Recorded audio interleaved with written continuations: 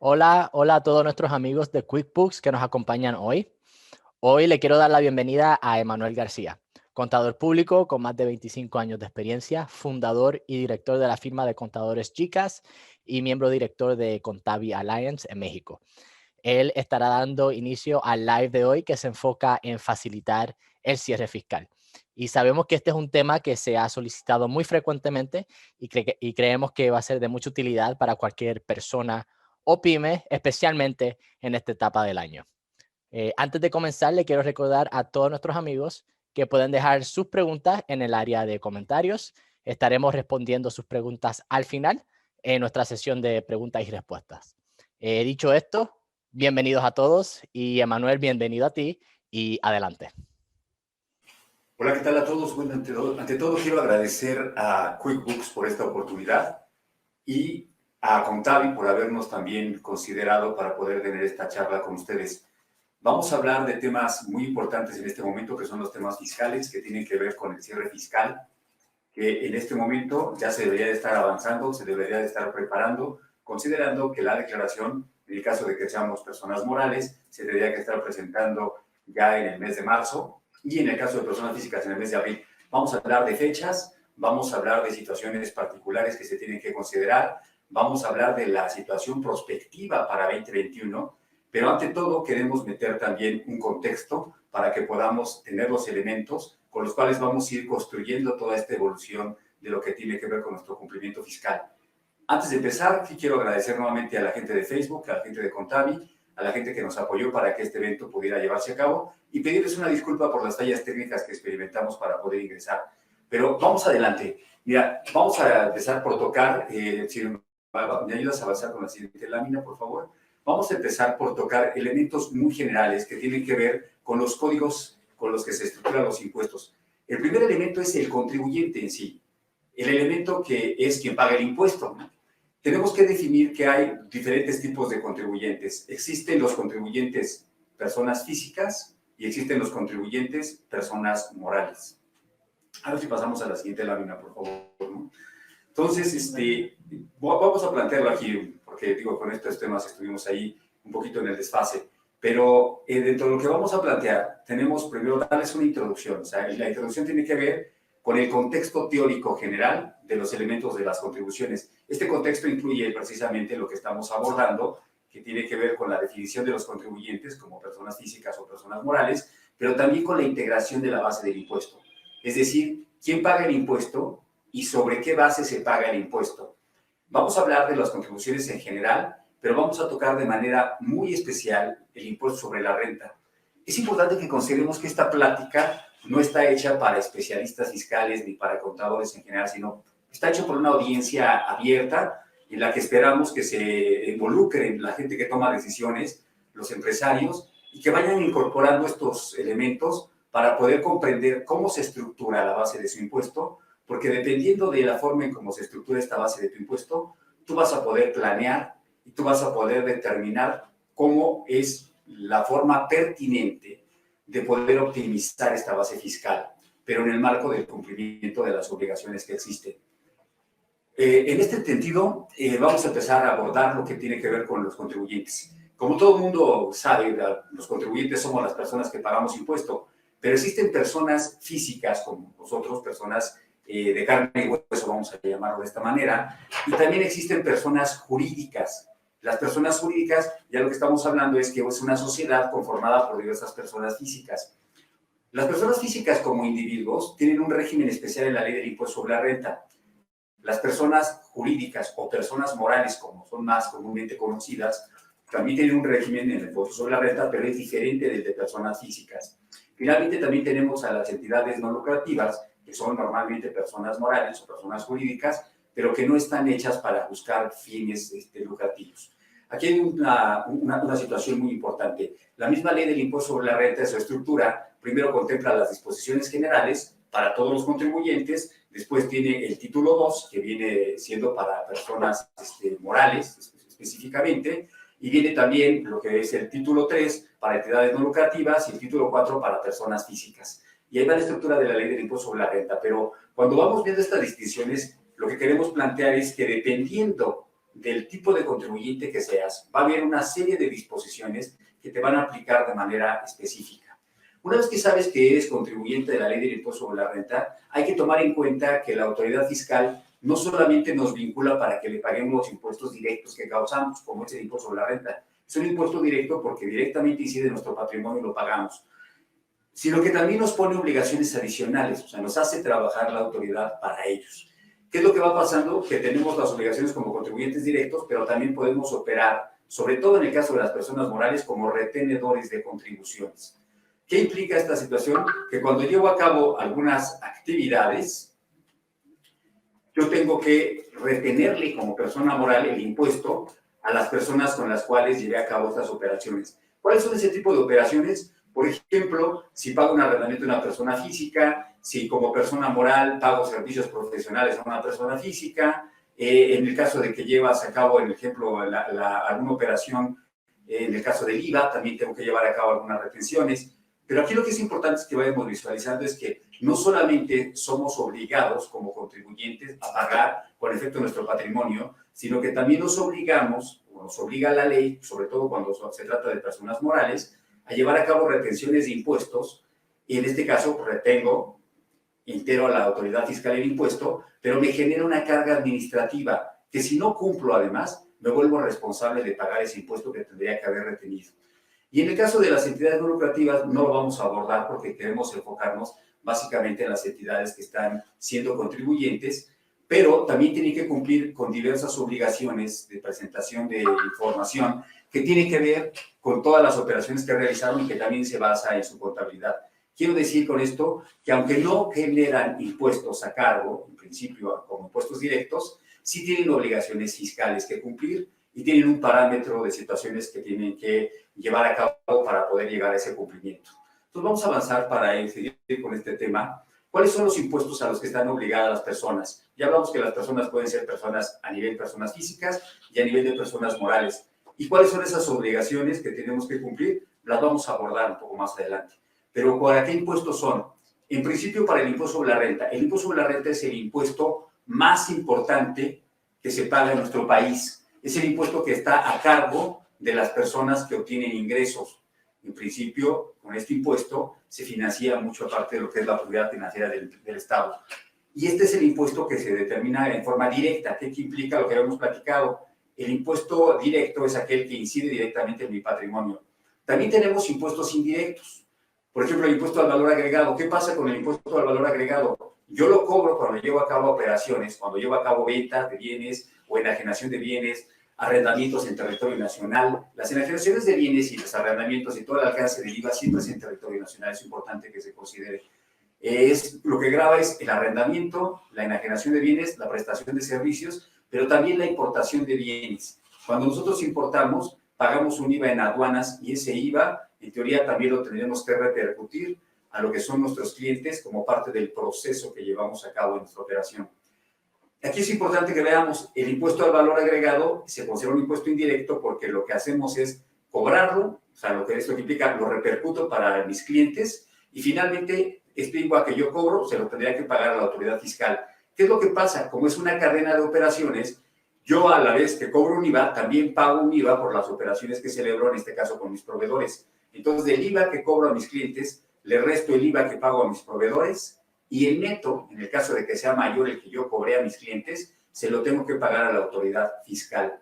Esto es importante que lo tengamos en cuenta. En el caso de que ocurriera al revés, que yo por alguna situación especial, como podría haber sido una compra de inventarios mucho más alta de lo que yo estoy vendiendo, inversiones, por ejemplo, en bienes de activo fijo, en ese caso yo podría llegar a tener IVA a favor, y este IVA a favor, pues simplemente lo continuaría disminuyendo de las cantidades que resulten a cargo en periodos futuros. Entonces, es la forma en la que opera el impuesto al valor agregado. En el caso del impuesto especial sobre producción y servicios, se trata de un impuesto que pretende gravar situaciones que normalmente pueden afectar a la salud de las personas o pueden estar también afectando el medio ambiente. Es un impuesto que en teoría está hecho para cubrir este tipo de situaciones, aunque al final cae en una canasta de contribuciones y ya entra a la situación de la ley de ingresos. No es un impuesto que se haya considerado específicamente para atender este tipo de situaciones, pero también es un impuesto indirecto, es un impuesto que se repercute y que finalmente pagan los consumidores finales. Que es importante que veamos que en este caso estamos planteando un contexto general de contribuciones federales, pero en este momento lo que vamos a abordar es el impuesto sobre la renta. En el caso del impuesto al valor agregado, si después surgen dudas, o en el caso del IEPS surgen dudas, saben que estamos a órdenes para atenderlo, pero queremos abordar la parte del impuesto sobre la renta, porque es el impuesto que incide directamente en tu patrimonio, como lo habíamos mencionado. Una vez que tenemos planteados los impuestos a los que estamos obligados y que dijimos que vamos a tratar el impuesto sobre la renta, queremos ahora plantear las fechas importantes que tienes que considerar. ¿Qué es lo que va pasando? En el ejercicio el ejercicio fiscal del 1 de enero al 31 de diciembre, en México tenemos un ejercicio fiscal para causar nuestro impuesto en función del año de calendario.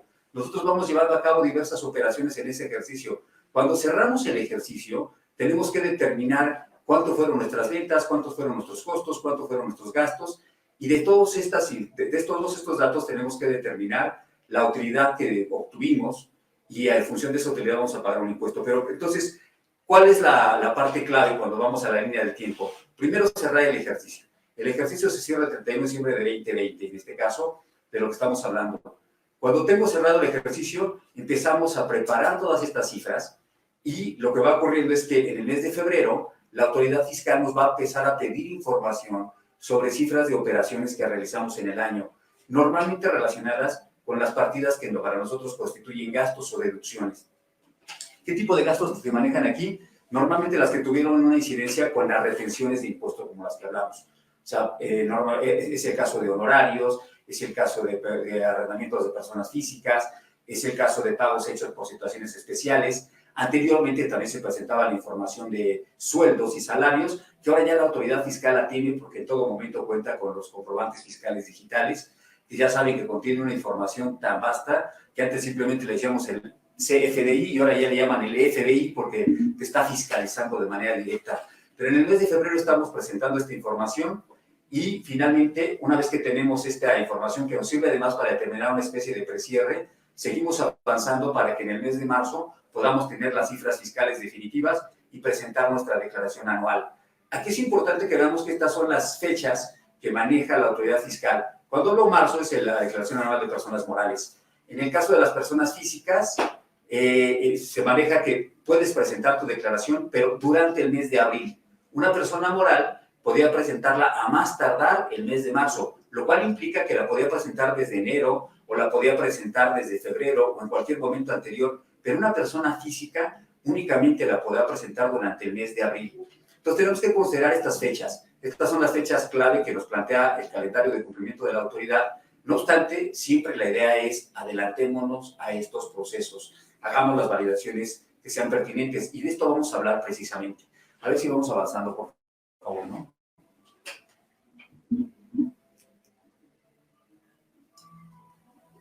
Como ya hablamos, tenemos que presentar una declaración anual. ¿Y cómo vamos a presentar esa declaración anual? Básicamente la clave es con las utilidades. Ya hablamos que las personas morales y las personas físicas pagan el impuesto sobre la renta en función de las utilidades que se determinan. ¿Y cómo se determinan esas utilidades? Bueno, en el caso de las personas físicas, las utilidades las determinan con bases en flujos de efectivo, lo cual implica que los ingresos que va a gravar para el impuesto sobre la renta son los ingresos efectivamente cobrados. Y las deducciones que tendrá que considerar son las deducciones, o lo que vamos a considerar que se resta, por eso se llaman deducciones, que tienen que ver con su operación. Pero aquí la clave es, para las personas físicas, normalmente está relacionada con situaciones efectivamente cobradas, flujo de efectivo. ¿Cómo opera en términos generales? Pues los ingresos menos las deducciones, que son los gastos o las erogaciones que llevaste a cabo para poder realizar tu operación, determinas una utilidad. En el caso de las personas morales ocurre exactamente lo mismo, nada más que en lugar de considerar los ingresos con base en flujo de efectivo, vamos a considerar los ingresos con base en lo que llaman bases acumulativas o devengadas. Aquí estamos tomando como ejemplo lo que considera ingresos facturados y vamos a abordar un poquito más adelante con detenimiento lo que son los momentos de acumulación del ingreso para las personas morales. Pero es exactamente lo mismo. O sea, la estructura es ingresos menos deducciones, yo obtengo una utilidad fiscal. ¿Qué pasa una vez que tengo la utilidad fiscal? Como persona física aplico una tarifa que va por diferentes rangos y que yo puedo pagar desde un impuesto que puede ser muy bajo hasta el 35% del impuesto cuando me voy a las tasas altas, dependiendo del nivel de ingresos que pueda estar manejando. Y en el caso de las personas morales, en todos los momentos lo que voy a determinar es un impuesto del 30%. Y aquí es importante que vayamos viendo esto, porque esto también nos hace pensar qué es mejor para mí si apenas voy a llevar a una planeación de negocio, operar como persona física o operar como persona moral. Ya vimos que una primera diferencia es que una persona física opera con base en flujos de efectivo y una persona moral va a operar en función de bases de legado. Si vemos esta distinción, una persona física va a pagar el impuesto hasta que haya efectivamente cobrado sus operaciones y una persona moral desde que haya facturado, lo cual implica que paga antes el impuesto una persona moral que una persona física. Esto nos ayuda a tener una planeación dependiendo del tipo de operaciones que voy a tener. Ahora, este es un contexto general. Hay personas morales como las asociaciones o sociedades civiles que pagan también en función de los flujos de efectivo recibidos. Son más parecidos a personas físicas. De hecho, las sociedades civiles se supone que son entidades que operarían más o menos en términos transparentes para que quien pague sus impuestos sean las personas físicas. Esto es muy importante que lo vayamos visualizando. Si vamos a planear un negocio nuevo, podemos ir visualizando cuál es el tipo de entidad con la cual o de tipo de contribuyente por el cual podemos llevar a cabo nuestra operación. Pero otra distinción muy importante también es que en el caso de las personas físicas, cuando hablamos de los ingresos recibidos, son los ingresos recibidos en general que caigan en su patrimonio. Y cuando hablamos de una persona moral, en una persona moral tienes perfectamente definido lo que viene siendo sus activos, sus pasivos, su patrimonio y también, por supuesto, los ingresos que percibe.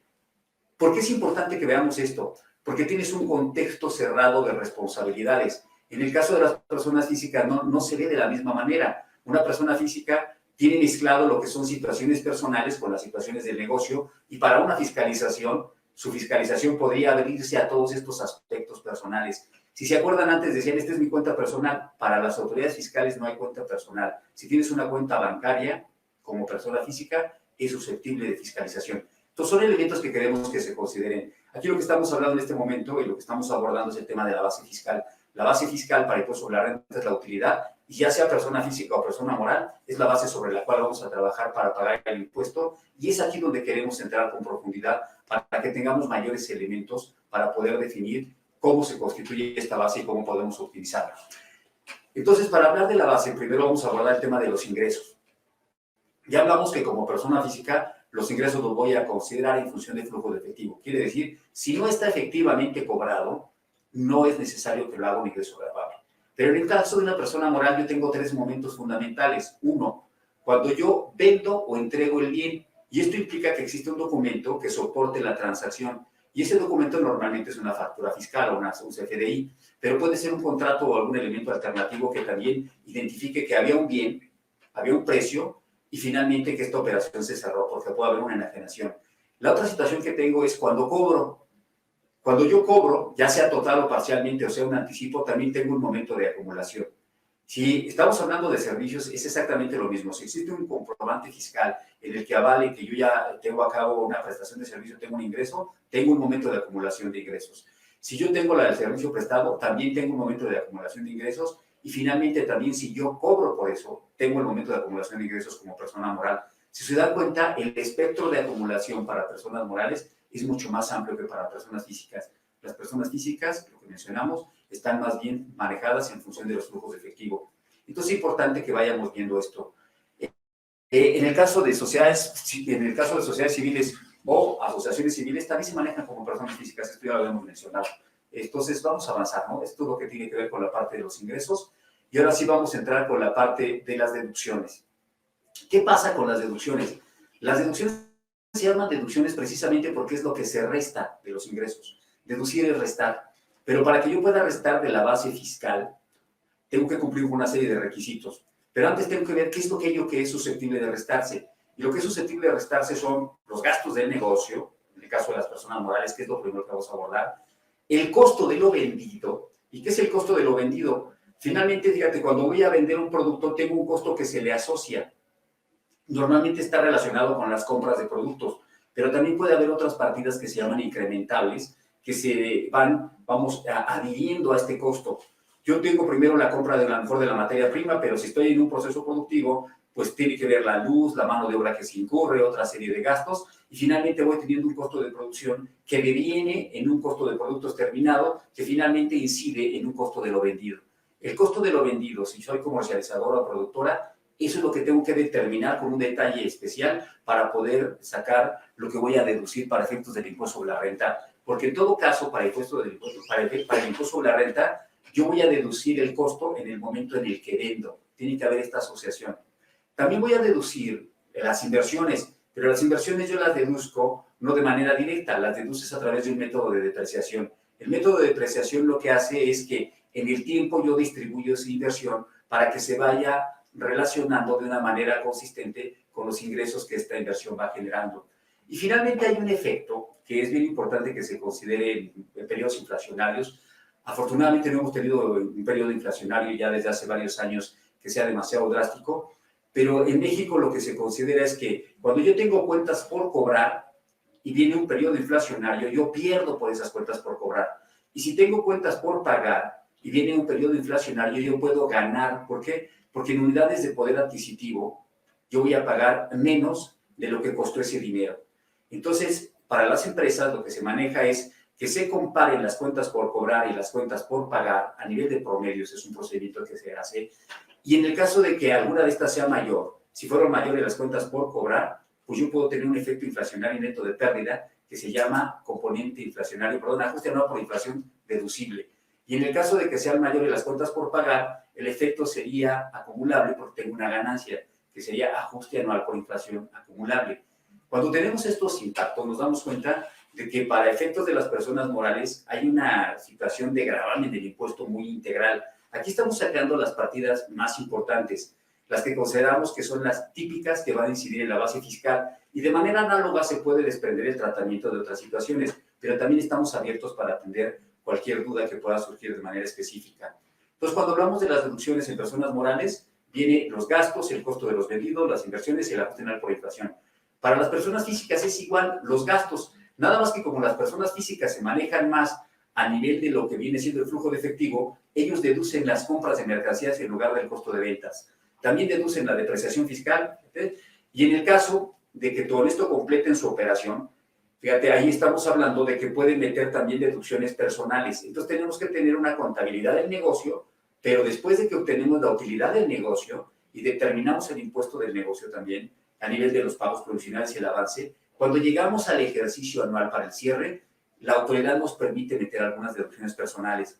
Muy contadas, por supuesto. Son deducciones que ya tienen que ver con eventos ya de carácter personal, no del negocio. ¿Cuáles son estos? Los gastos médicos, los gastos hospitalarios, los gastos dentales. Finalmente se incorporaron también gastos relacionados con nutriólogos o psicología, también cuando se cuenta con el comprobante fiscal y además están avalados por los títulos emitidos por la Secretaría de Educación Pública, análisis clínicos, seguros de gastos médicos. Hay una diversidad de gastos que podríamos ver. Aquí es importante que se acerquen con su contador para que tomen la mayor parte de estas deducciones y no las pierdan. Hay que considerar que tienen límites y tienen atributos que tenemos que tener en cuenta, pero si los tenemos claros, esto puede ayudar para incidir en nuestra base fiscal. Vamos a avanzar con el proceso. Para que yo pueda hacer, digamos, deducibles mis gastos, para que yo pueda restar o aplicar estas deducciones, tengo que cumplir con algunos requisitos que son fundamentales. Si se dan cuenta, no se trata nada más de que se reste, sino de que también tengamos los elementos que sustenten que estas deducciones son reales y que tienen que ver con el negocio. ¿Cuáles son los requisitos generales para cumplir en estas deducciones? Bueno, en principio es que sean estrictamente indispensables para la actividad que realizamos como contribuyentes. ¿Qué significa esto de que sea estrictamente indispensable? Que de no haberlo llevado a cabo, o sea, que si no haber realizado este gasto, yo podría incluso poner en riesgo a mi operación. O sea, podría poner en riesgo la viabilidad de mi negocio, o bien me podría estar obstaculizando la obtención de los ingresos de esos los ingresos a los que me dedico. O sea, finalmente es aquello que se relaciona con mi objeto social. Entonces, si se relaciona con mi actividad, con mi objeto social, con lo que yo llevo a cabo, en principio cumple con el requisito de ser estrictamente indispensable para la actividad que yo realizo como contribuyente.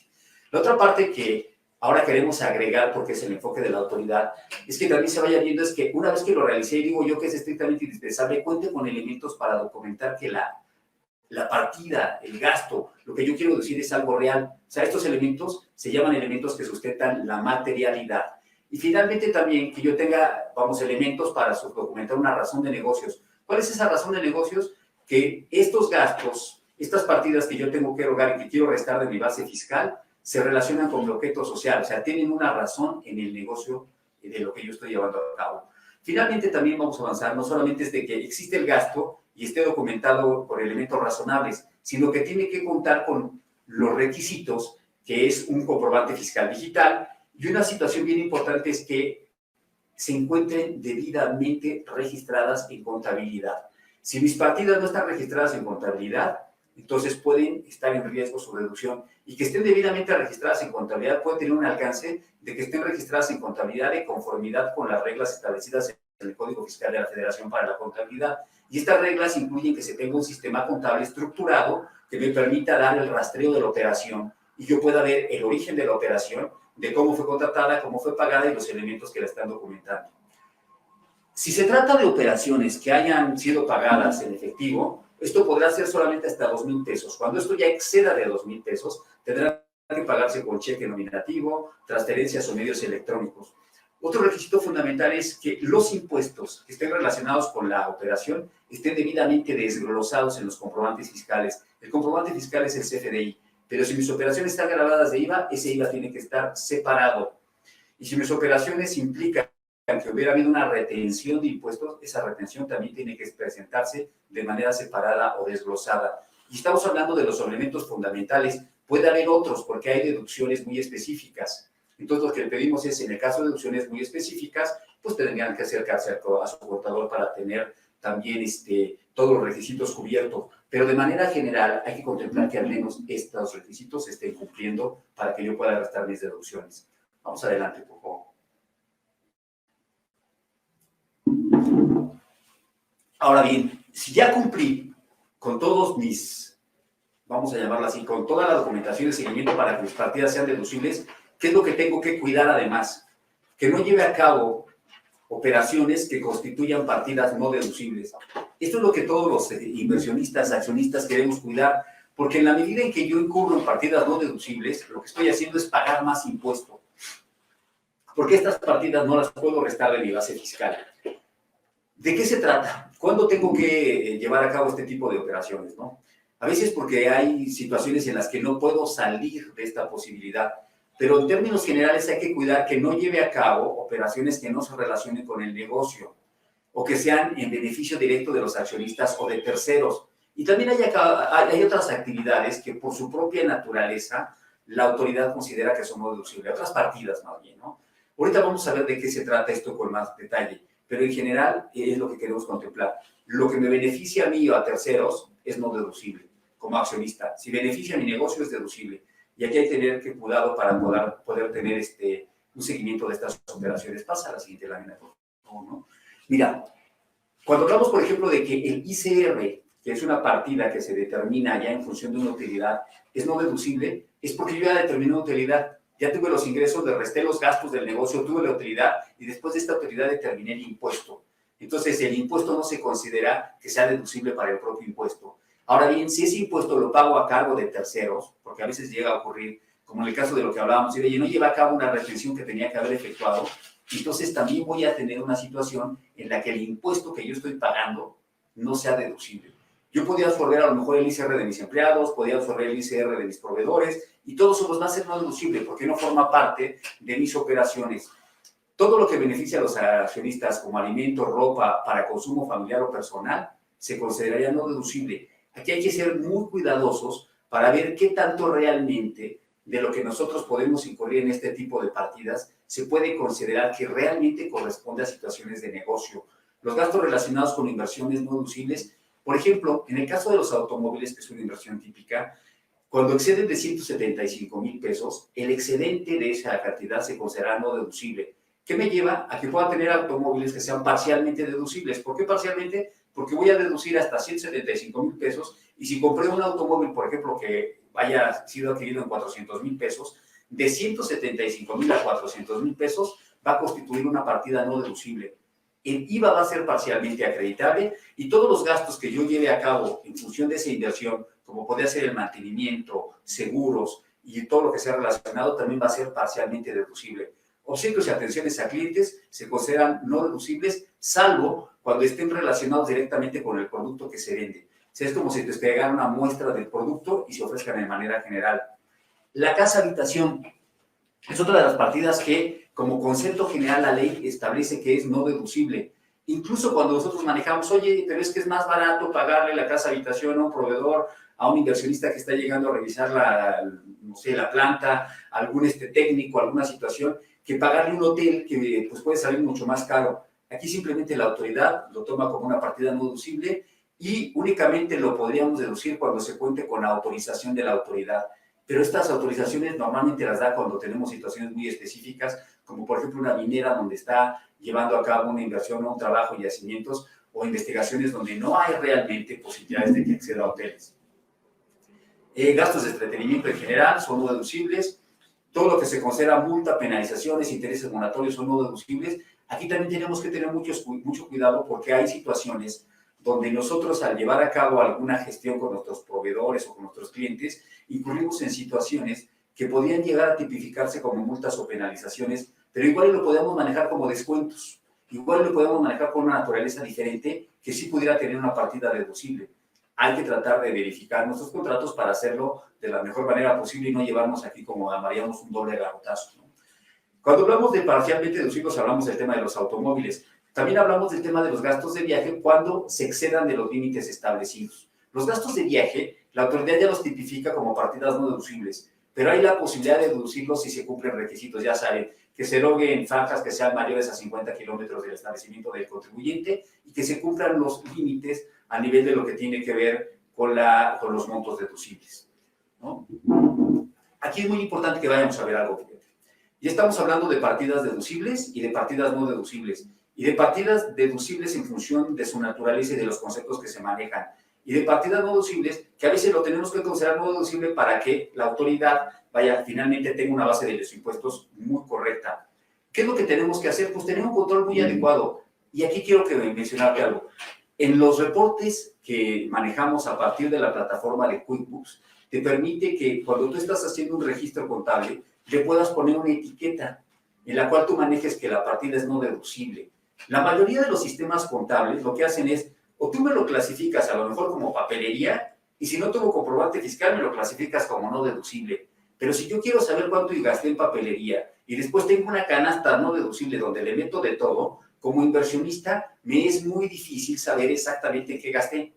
Entonces una posibilidad es que yo lo clasifique de acuerdo con lo que yo necesito saber, pero además le pongo una etiqueta en la cual yo genere un indicador de que esta partida fue no deducible. En eso me ayuda el sistema que maneja QuickBooks también, para que yo pueda tener un control y no solamente llevar a cabo un análisis para efectos de que yo vaya a determinar mi base fiscal, sino para también tomar muy buenas decisiones a nivel de lo que viene siendo mi estructura operativa.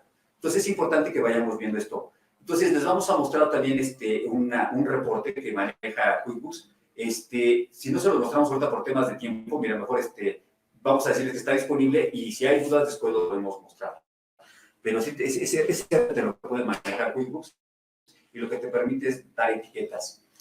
Aquí vamos a entrar ya en un tema importante. Ya hablamos fiscal y que la base fiscal tiene que ver con los ingresos. Ya hablamos de las diferencias para grabar los ingresos en función de si eres persona física o si eres persona moral. Ya hablamos de las deducciones y de los requisitos que se cumplen con las deducciones o con los requisitos que debo de cumplir para poder reducir los gastos, las inversiones, el costo de ventas o las compras según sea el caso. Ahora lo que quiero que planteemos aquí es una serie de claves que consideramos que son fundamentales y este sí es el tema, las consideraciones importantes para tu cierre fiscal. ¿De qué partimos? Ante todo de que tengamos un cierre contable efectivo. Y este cierre contable efectivo tiene que ver también con la plática que dimos la vez pasada, pero tiene que ver también con que tú cuentes con información contable bien estructurada, que viene básicamente de un buen sistema, del cual puedes obtener estados financieros. Los estados financieros van a ser la base de tu análisis. Y si ustedes se dieron cuenta, tenemos estados financieros que se determinan en función de lo que viene siendo los ingresos acumulativos o delegados, donde vas a tener ahí tus ingresos, costos y gastos, con los cuales vas a poder vincular el cumplimiento fiscal si eres persona moral, pero también si eres persona física, el sistema de QuickBooks, y vamos a tratar un poquito, te va a permitir obtener reportes en función de flujos de efectivo. O sea, para personas morales un estado de resultado, para personas físicas un estado de flujo de efectivo, con el cual vas a obtener tus ingresos, costos y gastos, pero también en función de flujos de efectivo. Cuando tienes tu información contable y tienes como base para poder determinar tu parte fiscal, Ahora sí, lo que queremos es que hagas un cotejo entre lo que fue la información contable que generaste en tu sistema y la información que tú ya le fuiste entregando a la autoridad fiscal para efectos del cumplimiento en cada uno de los meses del año. O sea, tú tenías información de cumplimiento fiscal, tuviste que determinar pagos provisionales y tienes, por lo tanto, papeles de trabajo para la determinación de esos pagos provisionales o cumplimiento mensual que llevaste a cabo. Por supuesto, presentaste también información en la contabilidad electrónica. Se presentaron información a través de los FDIs de ingresos, costos, gastos. Y aquí es bien importante que cuando estamos hablando de un cierre, hagamos el cotejo de lo que fue toda la información que se manejó a nivel mensual contra la información que ya vamos sumando a nivel anual y que tiene que ver con estos cierres. ¿Por qué es importante? Porque si nosotros no lo hacemos, tenemos que estar conscientes de que la autoridad fiscal sí lo está haciendo, está llevando a cabo estos cotejos y te puede mandar, vamos, alguna notificación marcándote que hay una inconsistencia en tus cifras. Y nosotros queremos evitar estas inconsistencias porque estos son el principio de actividades de fiscalización o de molestias para el contribuyente. Entonces, una vez que tenemos toda esta información, tenemos que verificar la consistencia fiscal, la consistencia de los FDI, la consistencia de las declaraciones, la consistencia de las cifras que hemos venido declarando, ahora de manera mensual, pero contra lo que vamos a mostrar a nivel anual. Esto lo tendremos que ir haciendo para poder tener ya la información validada, es decir, tengo la información, sé que tengo la información con la que tenía que haber demostrado mi cumplimiento fiscal, pero además esta información es consistente en diferentes puntos. Aquí es bien importante que vayamos buscando la posibilidad de encontrar checks, porque no puedo validar la información y consistencia al 100% quizás por las premuras de tiempo, pero sí es importante que tengamos checks de puntos claves que tendríamos que validar. Aquí lo estamos manejando como un nivel contextual, hay que validar esa información. Cuando tenemos que la información es consistente, además tenemos que tomar un paso adicional. Verificar que si asumimos algún criterio para poder determinar que un gasto era deducible o que un ingreso era acumulable en un momento determinado o quizás que no lo era, que tengamos perfectamente identificados esos criterios y que estos criterios que hayamos asumido estén en función de un marco regulatorio aplicable que esté sustentado en las leyes y que vosotros en el caso de una revisión podamos decir con términos técnicos por qué lo hicimos en esto de una manera determinada. ¿Por qué lo hicimos deducible? ¿Por qué no lo hicimos deducible? ¿Por qué lo hicimos acumulable? ¿Por qué no lo hicimos acumulable? Y esto es muy importante que lo vayamos viendo. Finalmente, todo esto va a incidir en los cálculos fiscales. Aquí es donde ya determinamos nuestra autoridad fiscal, pero está basada en la contabilidad, en la información consistente, en un análisis técnico y, por supuesto, también en un marco regulatorio, en el conocimiento de un marco regulatorio. Cuando determinamos nuestro impuesto con todos estos elementos, sí estamos tratando de ver que tengamos un impuesto a prueba de balas. No implica que la autoridad no lo pueda revisar. Por supuesto, una autoridad puede revisarlo, pero tenemos los elementos para salir de cualquier revisión de verdad, en paz y a salvo.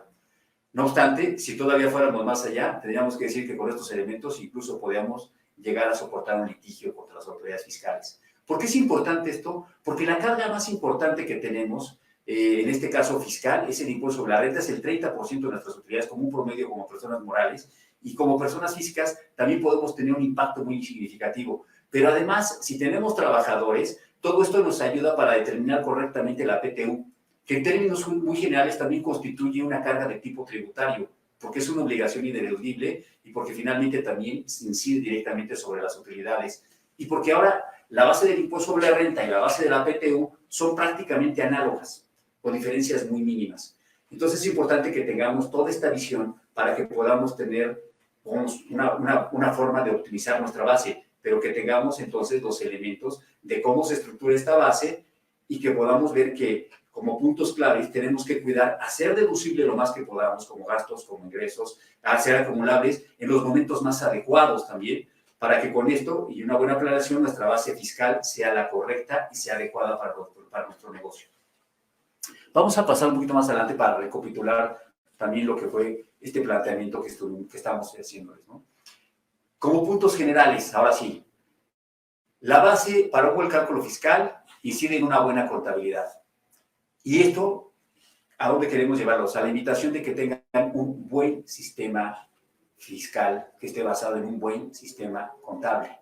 Y este sistema contable, aquí lo que queremos plantearles es, si eres persona física, te tiene que manejar la viabilidad de que tú veas las cifras en función de flujos de efectivo.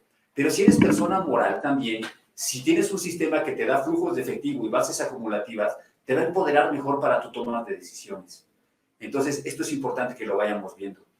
Que tengamos también la posibilidad de analizar tanto un estado de resultados como un estado de flujos para tomar las mejores decisiones con la mejor información que podamos tener. Entonces, esta es la parte que queremos tomar aquí. Y ya nada más para recapitular, tenemos una lámina adicional, ya con los puntos clave y lo que estamos mencionando. Un buen sistema contable, con la información consistente, que cuentes con un asesor profesional que te esté dando también los puntos clave. Hablamos aquí de puntos generales, pero hay muchos temas que, por supuesto, hay que aterrizar porque requieren y ameritan un análisis técnico. Y este análisis técnico, basado en una información adecuada, te debe de llevar a una planeación adecuada. Un buen cierre fiscal y, en general, cualquier asunto que abordemos, siempre va a ser mejor si lo planeamos. Ese es muy importante que veamos. La planeación es el punto fundamental en el que queremos aterrizar todo esto. Y una planeación fiscal se planea, pero no desde la perspectiva nada más de lo fiscal. Se planea siempre planeando tus cifras contables, planeando tus cifras fiscales, planeando tu operación. Ahora bien, todo esto que hemos visto, lo hemos visto respecto de lo que ya pasó, pero queremos tener una visión no solamente retrospectiva, deberíamos de tener una noción de una contabilidad retrospectiva, y esto quiere decir de los eventos que ocurrieron históricos, pero la contabilidad tiene la capacidad también, porque un sistema te lo puede permitir, de proyectarse hacia el futuro, y además de que nosotros lleváramos a cabo una planeación de nuestro cumplimiento fiscal y una planeación de nuestros ingresos, de nuestras deducciones, para que vayamos cuidando que efectivamente nuestro negocio va operando en los términos más adecuados. Entonces, vamos a ver estas nociones, pero ¿qué sigue en este momento? Bueno, en principio, establece un calendario de cumplimiento fiscal. Y muchos de ustedes se registraron y a través de este live también se les va a compartir también un calendario que elaboramos con puntos generales y claves para tu cumplimiento fiscal, para que en el año puedas ir marcando fechas importantes y para que puedas irte previniendo, para que de manera oportuna puedas llevar a cabo todo lo que sea necesario para que abordes esa fecha importante con todos los elementos. No lleves a cabo también todo cuando esté cerrado. O sea, todas estas revisiones de cotejo que hablamos deberían de hacerse de manera oportuna. Nuestra sugerencia, revísalo, al menos trimestralmente o mensualmente, toda la información con la que cuentas para poder llevar a cabo este cumplimiento fiscal. Revisa toda esa información, planea tus deducciones también como persona física. Ve visualizando qué es lo que más te conviene. Hay muchos puntos donde se puede uno aprovechar para tener una planeación, pero soportados también técnicamente. Aquí lo que se trata es de pagar el impuesto que debes de pagar, pero no más. Tampoco se trata de no pagar, pero sí hacerlo adecuadamente. Toma tus cifras 2020, sobre todo porque aquí lo que estamos mencionando es, si ya tengo un conocimiento de mi operación histórica, sí puedo proyectar una operación futura. De menos lo tendría que hacer mejor de lo que ya lo he hecho. Eso debería ser un punto. Uno de los temas es que la información con la que manejamos, las cifras fiscales y las cifras financieras, sobre todo con un enfoque de empresario, siempre debe de estar enfocada a retarnos. Este reto que tenemos que asumir siempre lo debería de ser mejor de lo que ya lo hice. Entonces, si ya lo tengo de los años anteriores, mi primer punto de proyección sería lo que ya hice más unos puntos de mejora que deberíamos de considerar. El empezar a proyectar la información, el empezar a analizar la información de una manera prospectiva, no solamente nos da la base de ir viendo lo que pueda ocurrir, sino nos da bases de conocimiento para poder llegar a tomar mejores decisiones. Siempre se puede hacer mejor y siempre se puede aprender. Entonces es importante que vayamos viendo también esto. Invierte, por lo tanto, en la asesoría que requieras, porque tú puedes ser muy bueno en el conocimiento de tu negocio, pero nadie de nosotros es todólogo. Tenemos que empezar a incorporar a aquellas personas que saben más de los puntos específicos, de los temas técnicos que cada vez más demandan nuestros negocios. Nuestros negocios cada vez se vuelven más integrados y sobre todo más interdisciplinarios. Deben estar más sistematizados y con toda la información que requeramos para tomar buenas decisiones. De no ser así, el riesgo de que los negocios no lleguen a avanzar es muy alto. Pero si consideramos todo esto, llevamos a cabo buenos planes, el riesgo de ser exitosos también es muy alto. Vamos a avanzar, por favor. Lo que queremos plantear con esto, nada más es, con esta planeación, podemos ver también la posibilidad de tener la contabilidad en bases prospectivas, pero también la posibilidad de estar viendo que nuestro negocio está evolucionando, que nuestro negocio está cambiando y que podemos ir aprendiendo constantemente de lo que viene siendo esta evolución de nuestro negocio, cada vez hacerlo un poco mejor. Les quiero agradecer muchísimo por el tiempo que se han dado hasta aquí para escuchar pues toda esta tormenta de información que de momento cae pesada, pero que estamos tomando nada más los puntos clave. Estamos tomando nada más los puntos clave. La materia fiscal es mucho más amplia y no se puede expresar en 40 minutos, pero estamos muy agradecidos por lo que ustedes han dedicado de tiempo para esto y estamos a sus órdenes para poder atender también las situaciones que quieran considerar. Perfecto, muchas gracias, Emanuel. Muchas gracias por su tiempo y por acompañarnos hoy.